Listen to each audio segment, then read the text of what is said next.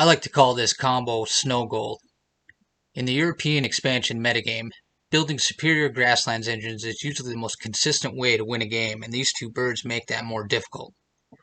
In general, each of them on their own are effective ways to piggyback off your opponent's tucking strategies. When you pair them together, though, they aggressively work to counter any engine that is scoring 1 or 2 points off of random tucks, such as from a couple of predator birds or a pair of swallows in the opposing grasslands. Even against one of these pink-powered birds, a lone tucking predator essentially becomes a blank card, lowering the overall value of the opposing action used to play it.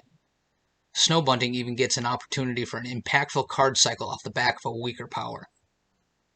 Even if you don't have a card to cycle, your opponent may decide not to tuck, just because of the presence of the bunting.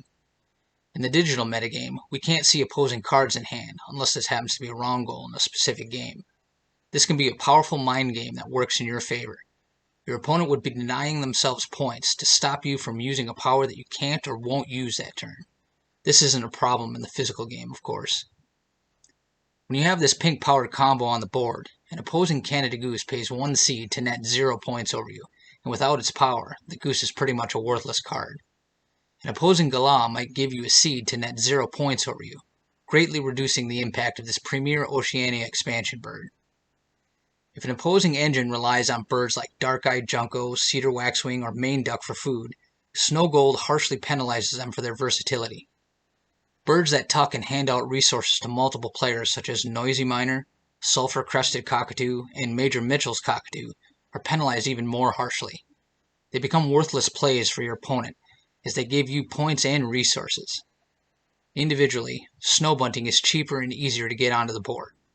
It can serve as a solid 5-point body in that critical first or second spot in your wetlands and help you get your card drawing action started. European Goldfinch, on the other hand, is noticeably harder to get onto the board. In practice, its food cost of 1 fruit plus 2 seeds feels like a steep price to pay during the early game.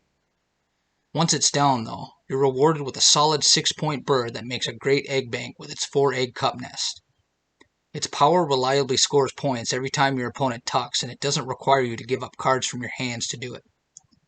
For bonus cards, Bird Counter is a no-brainer pick and scores 2 points when you have either of these two flocking birds on deck. Additionally, these two birds together get you halfway to the lower threshold of Citizen Scientists once they have tuck cards under them. For more on Wingspan combos, check out my article Powerful Combos in Wingspan. The link is in the description and pinned in the comments.